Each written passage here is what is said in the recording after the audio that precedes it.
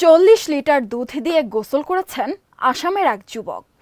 সম্প্রতি নেট দুনিয়ায় এমনই একটি ভিডিও ভাইরাল হয়েছে আর জানিয়ে চর্চা শুরু হয়েছে। কিন্তু হঠাৎ কেন তিনি এত পরিমাণ দুধ দিয়ে গোসল করেছেন? জানা যায় ওই যুবকের নাম মানিক আলী। তিনি আসামের নলবাড়ি এলাকার বাসিন্দা। স্ত্রীর সঙ্গে আইনিভাবে বিবাহ বিচ্ছেদ হওয়ার পর স্বাধীনতা উদযাপনের জন্য তিনি এ কাজ করেছেন। বিবাহ বিচ্ছেদ হওয়ার আগে ওই যুবকের স্ত্রী অন্তত দুবার বাড়ি থেকে পালিয়ে যান। ভাইরাল ভিডিওতে দেখা যায় বাড়ির বাইরে দুধ দিয়ে গোসল করছেন মানিক।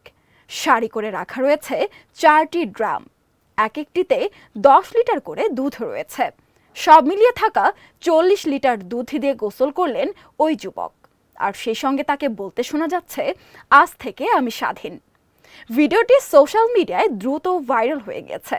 আরও সংবাদ পেতে চোখ রাখুন প্রতিদিনের বাংলাদেশের ওয়েবসাইট, ফেসবুক পেজ ও ইউটিউব চ্যানেলে। এতক্ষণ সঙ্গে থাকার জন্য ধন্যবাদ।